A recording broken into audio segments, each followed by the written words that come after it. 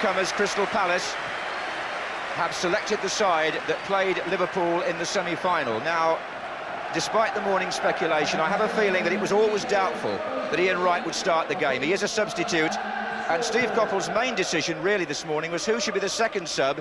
As I said in the introductions, David Madden got the vote, and there were a few tears at the hotel this morning from one or two of those who didn't make it. The unlucky players, Eddie McGoldrick, Rudy Hedman, Jeff Hopkins. But that's the team that beat Liverpool 4-3, and certainly it's the formation which Palace know exactly can do a job for them, with possibly Andy Gray at number 4, the man to watch on the set plays, and Mark Bright, the main striker, at number 9. As for Manchester United, well, Alex Ferguson had one or two thoughts, but the semi-final replay team against Oldham won his nod of approval, with Danny Wallace selected ahead of Mark Robins, who is one of the substitutes. And Alex Ferguson also slept on the selection of his second sub. Clayton Blackmore just edged out Mal Donaghy. But Michael Phelan at number 5 will play right back. And Hughes will be very much alone up front in theory, but in practice, Webb number 8 and the other midfield players will be...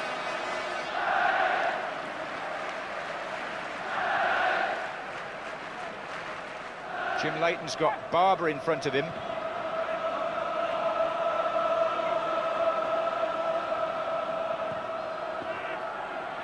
And O'Reilly's up there, and it was Brian McClair with the overhead kick, and Wallace with a little header, and McClair again. Good defending by Manchester United, and a good run on the far side by Neil Webb. It was just driven behind him, rather, by McClair. McClair. Here's Ince.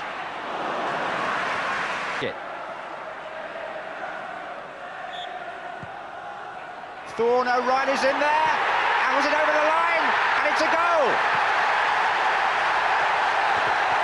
Gary O'Reilly, after 19 minutes, it was in the net before Steve Bruce could get his foot to it.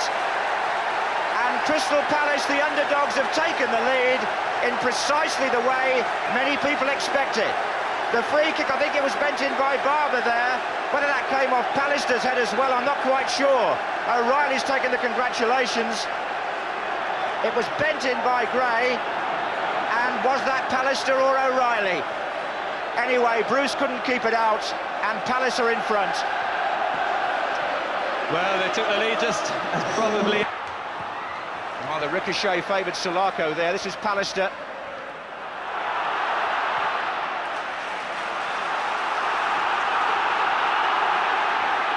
Now Bruce. Ince.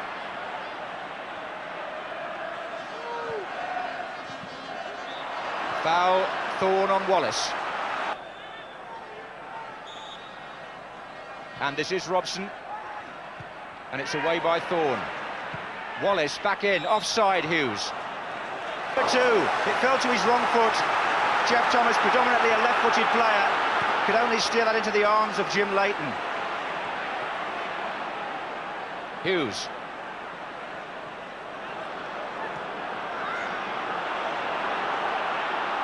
This is Ince.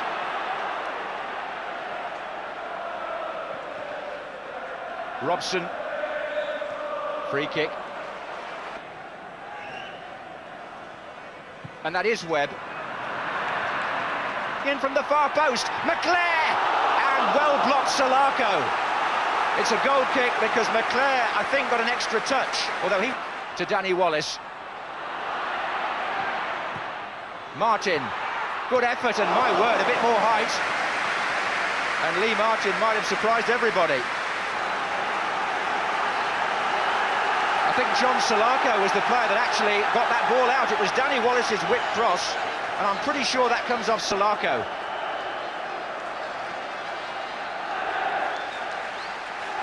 Webb will take the corner. Pallister on the near post. McClair on the goal line. Bruce and Robson waiting to come in. A back header. Oh, goodness me. I think that... McClair. Robson. Goal! Brian Robson equalises for Manchester United after 35 minutes, and Captain Marvel is there again. Now, good play here Danny Wallace just worked the ball out wide. The cross was delivered long to the far post, and Brian rolls a deflection off a defender as well there. It's one each, and as Robson gets the header in, that's John Pemberton, I think, was it? Or maybe the man in front of him that just diverted it to make it 1-1. 2-1 to United, and Alex Ferguson thought it was for a moment. He was on his feet as Brian McClair, who made the first goal, nearly scored the second. It's Webb working well there on the far side. It nearly ran for Hughes. Now look what happens. Pallister's header out. That's Thomas trying to hook it back in. And there could be, there would have been a break on for Pallister, who's furious because Pardew fouled him.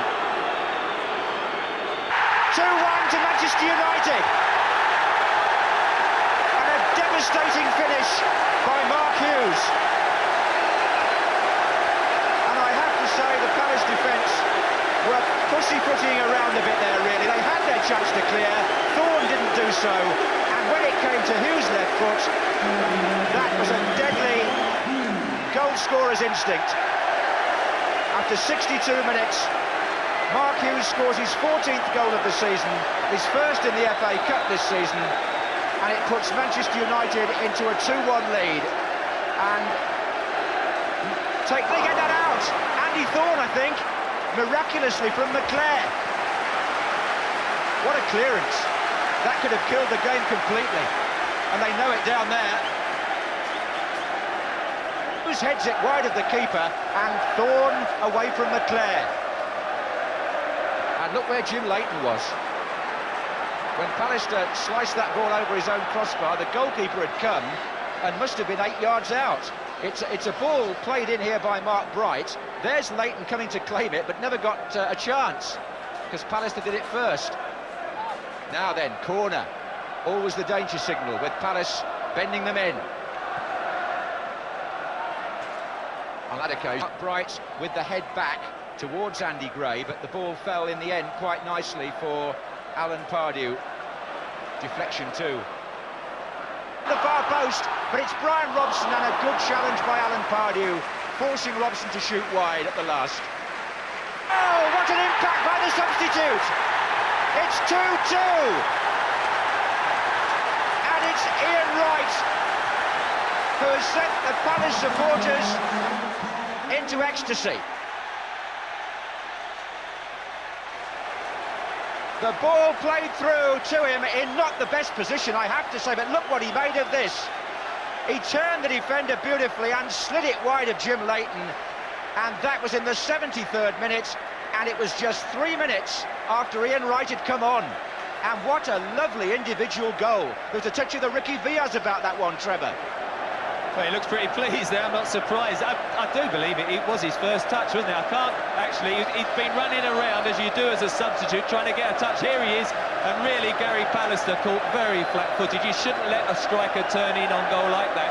You should funnel him to the touchline. He kept his head well, kept it low, and really that's it. That is him at his best. Turns inside, he's so quick, always on his toes, sees that corner, and here, not surprisingly, he's just about, the shot froze there, but he just about went on one of his runarounds, which all goal scorers do at Wembley, and suddenly, what a cup this has been, isn't it? Always topsy-turvy matches, and there's Steve Cottle, the master stroke substitution, shall we say. Cross, and Gary Pallister is having a bad time. He was turned completely by Wright for the goal, and he was licked by Salako there. Well, he seemed to get caught between a cross and a shot there. It wasn't pulled back far enough for Hughes or McClair. Now it's going to be a Palace throw. Bright. Well, who else but Brian Robson sneaking in there? So close. Here he is again in midfield. And it's Wright. Now the free kick's been given. I'm not sure that Michael Phelan actually brought him down. It may be that Wright tripped over his own feet, I have to say that. But anyway, Alan Gunn thinks differently, and he's given Crystal Palace a free kick, which will lead to great controversy if a goal should come from it.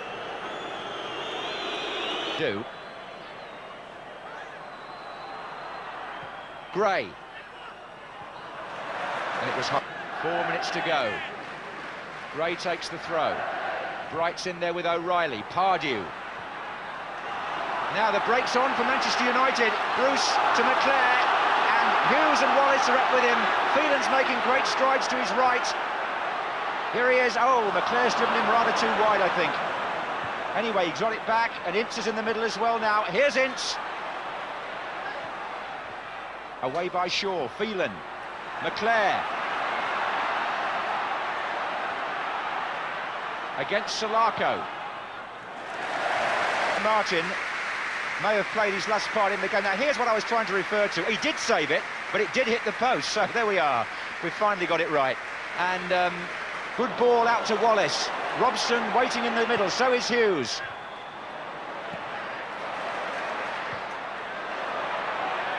Gray.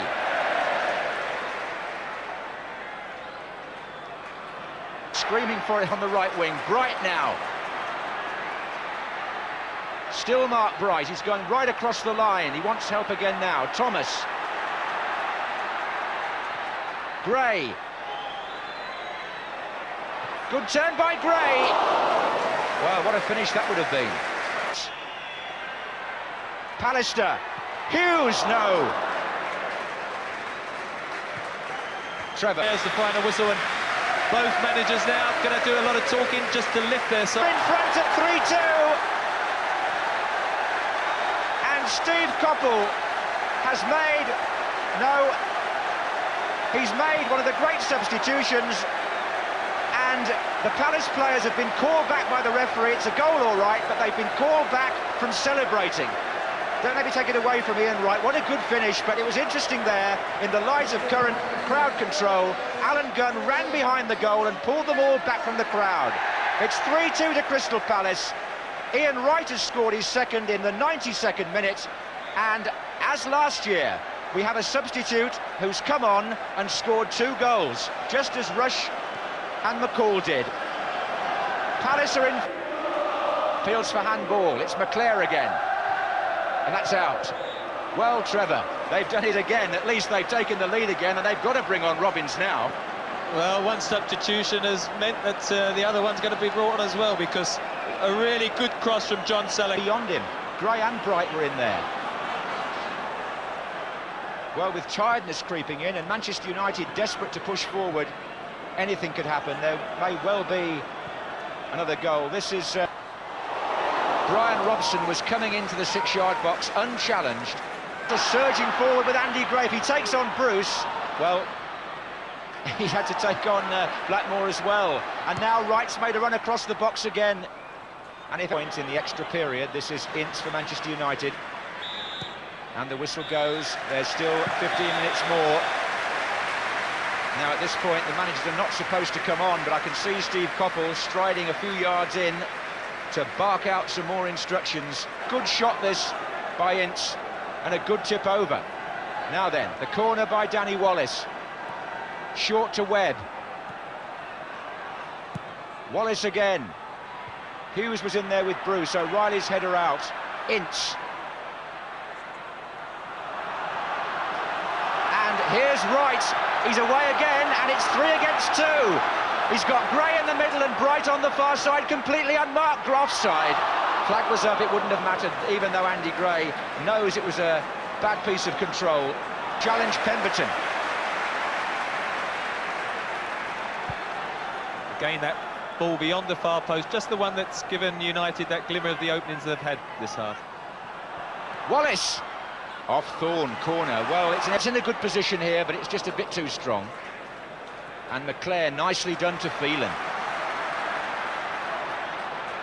Robin starts his run now.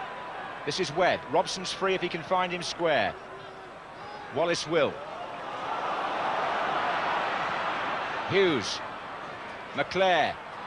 Phelan out on the right. Salako tries to get to him and fails. It's Michael Phelan for United. Dipping shot. Beautifully tried. Oh, he's good at those. I remember one playing for England when he nearly scored. Hughes!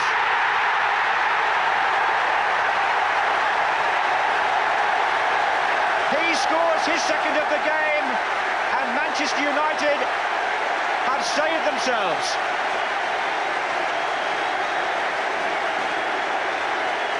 The ball just sucked through by Danny Wallace, and the central defenders gave him too much space. O'Reilly wasn't close enough, and Hughes steered it past Martin. And so what Ian Wright has done for Palace, Mark Hughes has done for Manchester United. He's scored twice, and with just 7 minutes of extra time to go, the score is 3-3. Wright against Phelan. And Wright's still there. He's got Bright on this side. He won't find him like that. He was too far away. And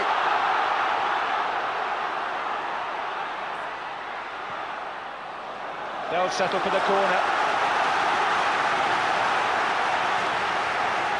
Leighton, Blackmore. Goodness me, that hit the roof of the net as well. Well, Robson! Goodness me. I think his expression says it all there. And that was deflected, and the sting really taken out of the shot. The replay is scheduled for Thursday at 7:30 here at Wembley. Just about on the penalty spot.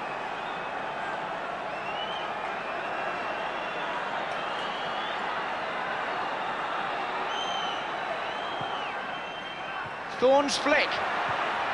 And Mark Bright it was, with Jim.